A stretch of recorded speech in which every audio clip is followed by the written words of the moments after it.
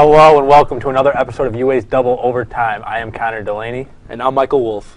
Today we got to get a good episode in store today for you guys. We got to start talking some NFL football. Obviously Peyton Manning and that Dallas Cowboys game. We're going to jump right into that and talk about that. High scoring game. I think it was like fourth ever as far as total points in a game with 99 there. Peyton Manning threw 4 touchdowns. His first pick of the season. Tony Romo had a phenomenal game, 500 yards, 5 touchdowns through that crucial pick down that set up that field goal for the Denver Broncos. Mike, how good of a game was this as far as just watching 2 high-explosive, fire-powered offense? Well, first of all, it was awesome to see Peyton Manning break the record and get 19 touchdowns without a pick. Yeah. So he's number 1 in that category. You know what? I almost feel bad for Tony Romo. This is exactly what Tony Romo is. He plays a great game and then just cracks under pressure. 5 touchdowns, 500 yards, played great the whole way, kept up with Peyton Manning, and then just the one interception deep in his own territory, have Matt Prater kick the game-winning field goal with time running out. I mean, to be honest, I didn't think it was going to be that high-scoring of a game. I knew Peyton was going to, put the points up. I knew Tony Romo was going to put the points up, but 99 points in one game. And going forward, the Broncos have a pretty soft schedule. You're looking to have Jacksonville this upcoming week. Was this going to be their hardest test with Dallas? And, I mean, obviously they proved themselves in this game. Is it going to get much harder for them than that Dallas game, or do you think going forward, or do you think it's just going to be a clean, I think it's going to be a clean sweep. I think it's going to be a clean sweep, but the problem is that does that help or hurt them? I think it hurts them because clearly their defense was lacking in this Dallas game. Absolutely. And when you're going to play crappy teams going forward, you're not going to know how to fix it. You need to know where your problems are, and that's how you get it done. Record point spread for those of you in Vegas and betting lines. They're getting a 28-point point spread. That's a record against this Jacksonville team. Just in any point spread ever. That's I think I'm going to bet the Jacksonville Jaguars because I can't imagine them. The amount of points that Dallas put up, I got to at least see them putting up 21 points. Kind of Denver using this game as kind of like a coast game, just to kind of heal some players that might be hurt. I don't think they're going to, put it in full throttle against the Jaguars. They certainly don't need to. Let's switch to the other side of the coin and look at Dallas. What does it say about that Dallas Cowboys team in a division that really there's no clear cut? Obviously, your beloved Giants really they kind of are beating themselves down into a hole that they're not going to be able to get out of. Really Philly, the Eagles are playing well, but there's no clear cut, contender in that division. So did they make a huge case for themselves as them possibly winning this division? I think they're gonna. Unfortunately, I'm gonna say I think Dallas is going to take the division, especially with the teams that are in it. The Giants are 0-5. The Eagles are also 2-3. I mean, they proved themselves playing against Denver. They really showed that they could keep up with a high caliber team. I mean, Denver's now 5-0. They keep up with teams like that. There's no way that they're going to lose this division. With that being said, the Giants are also only 2 games back with 11 to play.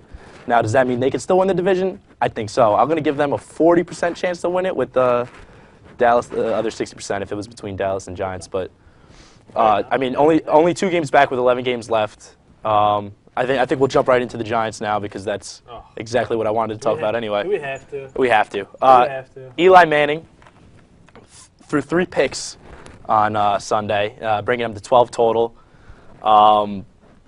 Some of them are just blunders. Some of them are just right to the opposing team. I don't know what to make of it. I think somehow, some way, he's going to get out of this little interception slump. He's got 4 more instant touchdowns, which just shouldn't be at Week 5. Coming into Week 6, they're playing Chicago Bears at Soldier Field tonight. That's going to be tough. I don't want to say that they're going to go 0-6, but to play Chicago at Chicago's home, Soldier Field, with those fans roaring, it's going to be really difficult to get the pressure on Chicago Bears. Chicago Bears are also coming off 2 tough losses to Detroit and New Orleans, so they're going to want to win this game. I mean, it's an 8-point. At some point. Yeah. You use the word pressure, and I like that word because that's what the Giants was known for. That defensive line with guys like looking back, Strahan, Justin Tuck, OC, JPP. These guys, I feel like they're not their vintage Giants used to what we're used to seeing, getting to the quarterback, putting that pressure on the quarterback, having them make mistakes out of the pocket, and then that secondary coming up and cleaning what started in the trenches. So you're really not seeing that with the Giants anymore.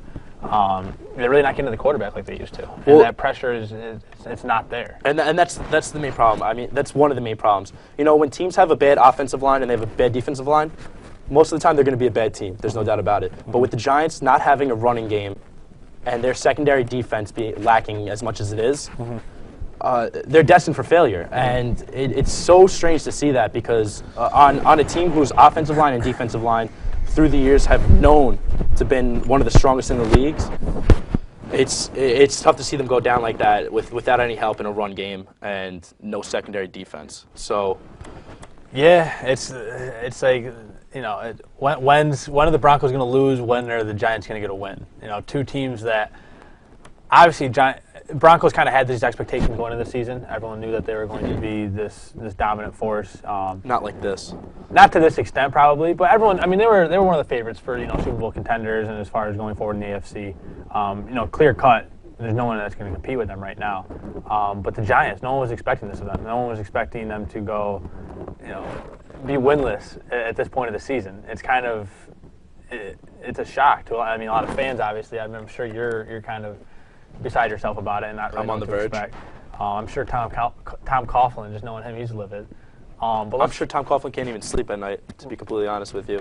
He's never been a part of a team like this, and that's not a team that Tom Coughlin coaches. It's not a New York football team. It's not a New York football team. Let's switch over to another New York football team, and we're going to talk about the New York Jets. You had New England, Miami, Buffalo all came off losses last week. They had a huge opportunity to take a win Monday night against Atlanta. In Atlanta, Atlanta was getting 10 points that game, so they were the clear favorite. New York came out, handled their business, took care of Atlanta. Geno Smith, you know, played extremely well. This Jets team now one game back from New England. Are they for real? Is Geno Smith, you know, can he lead this team to maybe a postseason? Well, you know, he's great under pressure, and just to start off with that is kind of crazy for me to say. For rookies like this, Geno Smith, who wasn't supposed to be that big of an impact that quickly, and is, I mean, he's 3 for 3 on game-winning drives. And that's something you don't see from top-notch elite quarterbacks. And for a rookie to come in and do that, especially against Atlanta. Can't spell elite without Eli. Can't spell elite without Eli, but especially in Atlanta against one of the strongest home teams that there is. So, oh, you think that's funny? You got everyone laughing in the back. It's real funny. You know, I finally start talking nice about the Jets, and this is the respect I get. I'll never do it again. But you got to give it to Geno Smith. He was 16 for 20, 199 yards, 3 touchdowns. He beat the Atlanta Falcons, who should have swept that. They should have won that game. You talk about expectations. You got to look at this Atlanta team. Like, first off, Julio Jones now out for the season with a foot injury. Roddy White hasn't been healthy. Steven Jackson got hurt. It's just there's been too much going on with this Atlanta team where they're not the Atlanta team that we're used to seeing. You know, they have 3 losses all last season. They matched that, you know, through less than halfway through the season. Not to take any credit away from the Jets. They went into Atlanta. They played really well against a good team. I mean, Atlanta, you know, they have some issues right now. They're not what everyone expected them to be, but nonetheless, in Atlanta, in the Superdome, in Georgia Dome, they're a great team. And for the Jets to get that win, I think it speaks volume about them. I think, you know, New England's tough. Gronk's coming back this week. You know, that chemistry between Brady and Gronk might get reunited and re-sparked. But the Jets are for real, I think. I think their defense is playing well. Cromartie, and how he played on Julio Jones that night, he locked him up. He played very well. It was one-on-one a lot of the times, down the field. He had some great deflections in the end zone. You know, really making up for the lack of, you know, missing a guy like Revis. But I like the Jets. For me to say this, I like the Jets. I mean, I don't like the Jets, obviously, being a Buffalo Bills fan. But I like the way they're playing. I like Geno Smith. I like how he's stepping up and putting a lot of pressure on his shoulders and really carrying the team. Well, you know how you said this was a great win. You know, this was honestly a must-win. If they want any chance to win the division, they need big games like this to win. Ones that they're expected to lose, they need to win because now that Rob Gronkowski's back, Amendola's going to be back soon. They need these wins. They need the tough wins. Otherwise, they're not going to be able to compete against New England in winning the division. Yeah. And you take advantage of those times. I mean, New England had a very tough game against Cincinnati. Tom Brady, he was going for the record for he would have had 53 games straight with a touchdown pass, and then it was ironic because he was going to be facing New Orleans Saints and Drew Brees, who just had the record of 54 straight games with a touchdown pass. So he would have tied it at that. But it was great to see the Jets take advantage of that and take, they had an opportunity to gain an upper hand almost on the division and be one game back, and they took care of it. So I think that about wraps up our first half here, Mike. What do you think? Last thoughts? My last thought is I'm a little upset because I had Tom Brady starting in my fantasy league. No touchdowns. And 0 points.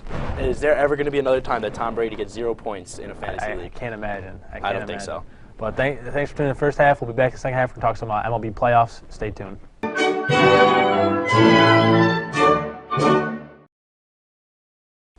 All right, welcome back to our second half. We're going to get into some postseason baseball. Again, the Yankees aren't in it. I know everyone is really disappointed about that, not only myself, but we'll talk about one of the teams in the AL that's coming out, Boston. Honestly, I think this is the team to beat. This might be the team to win it. They have a great pitching staff. How can you say that? You know what? It's unfortunate. How can I say that? I'm not rooting for them. Did I say I was rooting for them? I don't want to hear it. First off, you start the show off fine with the Yankees, but then you gotta say I don't want to hear Boston possibly having any chance of winning this postseason. I don't want to hear that. Well, it depends who comes out, Detroit or Oakland. We'll see who wins that series. But I mean, until then, it looks like Boston's Oakland's going to come out, and then Coco Crisp They're had a a walk gritty team. They're a gritty team. They're a very gritty team. They're playing extremely well. They ran through Tampa Bay. They have chemistry. They're a tough team. I got to give it to Boston. They're going to do what it takes to win. Those are the teams that win the World Series that are willing to do what it takes to win, conventionally, unconventionally, whatever they got to do. And honestly, right now, that's Boston. So as much as I hate to admit it, that is Boston. Okay. He's right. He's right. He's absolutely right. They're playing extremely well. Pitching's well. Bullpen's well. The bats are alive. Fenway's, jumping as always. As much as I hate that place. I don't know. What do you think? I mean, who do you think is coming out of Detroit, Oakland? Who are they going to be facing in the ALCS? You know what? It's tough because they got Verlander on the mound for Detroit, and they have Sonny Gray, who is a rookie. Yeah. To go 5-3 to close out the series. Who went 5-3 during the season? I'm sorry, with a 2.67 ERA to close out a playoff series, his first playoff series ever. You could have stopped at Verlander. I could have stopped at Verlander. I mean, when you say Verlander, I mean that right there in itself says that I might have to give the slight edge to Detroit, the guy who's been doing it for season after season, postseason after postseason, putting up, identical numbers. He's so consistent. He's so good. You know what you're going to get from him. Yep. You can go 7, 8, 9 innings possibly. But you have Sonny Gray, who in his last appearance he went 8 innings strong, no runs. So I mean, I'm rooting for Oakland. For a rookie to come off a performance like that, that's a big confidence booster. He's coming into this game knowing it's a big game. So these games can make or break pitchers, and these are the ones that when you're pitching, it's really decided on that first pitch, that first inning. If you could get off on a good start, you'll be confident the whole game. If you let up something, maybe a home run, a double, and then another run in, that's gonna set them off for the rest of the game, and that could possibly lose them the series. Maybe you want to see a different pitcher come in for Oakland Athletics tonight. Personally, I would go with Sonny Gray also. I think he's gonna have what it takes to come in, win the game. I agree. It's just everything you had to Verlander. say. It's just Verlander. It's just Verlander. Obviously, if Sonny Gray can come out strong, pitch well, have a good performance, get comfortable, get his slider working, get those off-speed pitches working, and feel comfortable with those, and kind of confuse the Detroit batters early on, and really not them, because that's a tough lineup to face. You get guys like Prince Fielder, Miguel Cabrera, who start seeing you in the 5th, 6th inning, who start seeing your pitches for the 3rd, 4th time in a game. They're going to catch on to some stuff that you're doing as a rookie. They're gonna get some tells. They're going to be able to. Where Verlander doesn't have those flaws. He's going to come out the Oakland lineup. I'm rooting for Oakland, like I said, but I just think Verlander's going to be too tough. I think we're going to see Detroit, Boston. Classic ALCS matchup between two powerhouse teams. I think that's going to be a great matchup. Probably something I will tune in. I'll be honest, I really haven't watched too much of this postseason. Again, the Yankees aren't in it, so for me right there, kind of takes my interest right out of it. But I do think Detroit, as much as I'm rooting for Oakland, I'd like to see Oakland and Boston. I just think Detroit will be too strong in this Game 5. But Mike, let's switch it up. Let's go to the NL. We had St. Louis beating the Pittsburgh Pirates last night. I really wanted the Bucks. I really like that team. We talked about how they built that team up kind of, just through through the farm teams, all that stuff, and guys like Andrew McCutcheon who just been there. I just really like to see guys like that. I think they were really deserving of it. You really got to love and respect baseball teams like that are able to. St. Louis has that experience. They do. This is going to be their third time in 3 years in the NLCS. When you're going up against a veteran like Wainwright, also pitched a complete game, a great game at that. And even for him, it's still surreal. For being in positions like this other times, even last night, he said the feeling was so surreal. Once he threw that last pitch, won the game, he ran over Yadier, and what he said was, I almost didn't want to let Yadier go. And it's almost priceless when you're making these big bucks, you're coming into the games, you're pitching for the money, but then at the same time, these games still matter to you. These wins still matter to you. Your teammates still matter to you. And that's awesome to see in baseball still today, when a lot of the media likes to portray that it's all about the money, and there's still these players that are all about the game. They're all about the love for baseball, America's pastime. So, St. Louis, do I like them? No. Well, I'll be completely honest. Do I like them? No. So how do you think they're going to fare against the Dodgers, though? That's tough. That's real tough. Pretty much dominated Braves team. With a great pitching staff, Zach Greinke. That two-headed monster of Greinke and Kershaw. Clayton Kershaw. I mean, that's tough. I would love to see a Dodgers-Detroit World Series, and I would love to see that matchup of Kershaw and Verlander. I just think that's going to be, That's good. And then for Game 2, you have Greinke and Scherzer. Yeah. So that's just phenomenal pitching. They both have phenomenal lineups. Both of the bats are working really well for both teams. Again, the Dodgers have to get by the St. Louis team, who you comment on. They got that. Also, that veteran poise to them. The Dodgers are coming off a little extra rest. They won their series 3-1, which can either make you or break you. And you see a lot of teams who will come off the wild card game and just hit momentum and just want to keep playing games and just keep going through. This Dodgers team, they were the way that Don Mattingly handled them throughout the season, and the way he handled his injuries, and the way you saw him go about. He played for the postseason. He played to get to the postseason because you can tell now that his team's fully healthy. They're ready to go. I just don't think there's anything going to stop them. I don't think St. Louis is going to beat them. I think the Dodgers will win.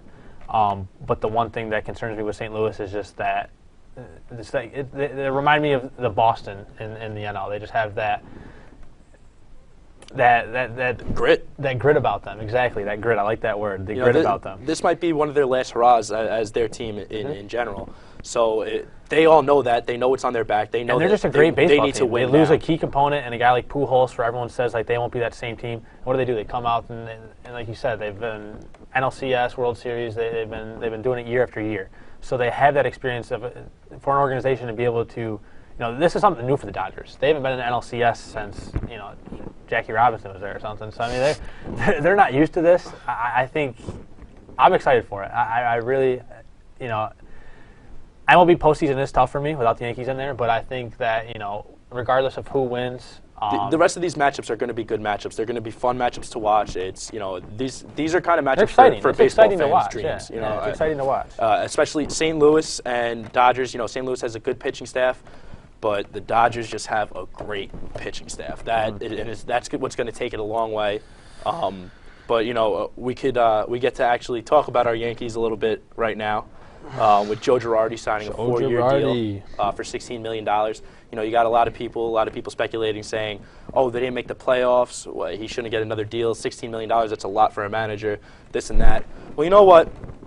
Joe Girardi did what he could with the players that he had, and he got them a lot further than they should have. With all the injuries that they had to their star players, Derek Jeter, Alex Rodriguez, Curtis Granderson, Mark Teixeira, Kevin Youkilis, and he still got them in almost making the wild card, which to me is ridiculous. And their pitching staff was even worse. Well, their starting pitching rotation was... It's just injuries killed them. The injuries killed them, of course. And like you said, Girardi managed it and handled it very well. There was no congruity in that lineup. They didn't have... Their starting lineup, the amount of different lineups they had throughout the course of the season with different players and different spots. You had guys moving guys like Teixeira from the 3-hole to the 6 to it was just there was no consistency within that lineup throughout the season. And for Girardi, with what he had available to him, he did a phenomenal job.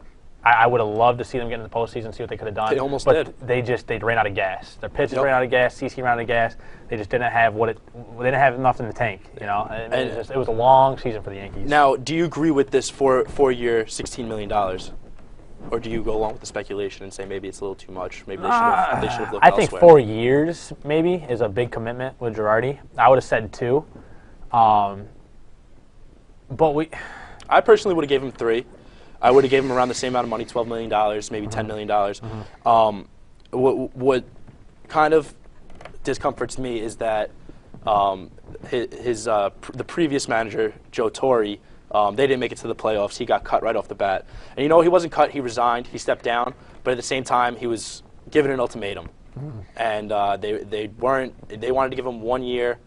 I forget what the money was, but to get a 1-year contract as the manager of the Yankees, after you brought them to multiple World Series, won multiple World Series, it's kind of a shot to the heart. And I think that they know now with Joe Girardi, he's a great manager. He manages the pitching staff very well. He manages the game well. He knows where to move players. And you saw this season, even with all the injuries, he was able to almost get it done. So that wraps up our second half. We'll see you in a second for our big finish. Why would you switch it at the very last word? welcome to the last segment of our fine production, UA Double Overtime. We're going to talk do our famous big finish. Before we do that, we're going to talk a little Twitter controversy. You know, social media is huge in sports now. We always see these athletes tweeting, Instagramming, all types of nonsense. First, Leseannn McCoy. Leseannn McCoy, come on down. He said he was tweeting something about Noshan Moreno. Yeah, I believe it was, he retweeted the real Skip Bayless saying, he was talking about Denver, talking about Peyton Manning, he said, but Noshan Moreno is killing it. Talk about these Twitter thugs, man. Skip Bayless is a Twitter thug. Skip Bayless, he likes to start problems. That's what he is. He's a real big instigator. But Leseannn McCoy, at cut on dime 25, he quoted the tweet and he responded with, Noshan sucks. And during that game, it didn't look like Noshan sucks. Believe me, I agree that, Noshan's having a good year. Leseannn McCoy, he's having a good year. He's got 300. He's a top-tier running back 300 in the plus NFL. yards, 100 receiving yards, 4 but touchdowns. At the same time, he doesn't respect his fellow running backs. And he's not Leseannn McCoy, though. He's no Leseannn McCoy. Leseannn McCoy? He's not. But Noshan Moreno is, a great running back. Yeah. He's been in the league. He knows what he's doing. He's on a great team. He's on a winning team.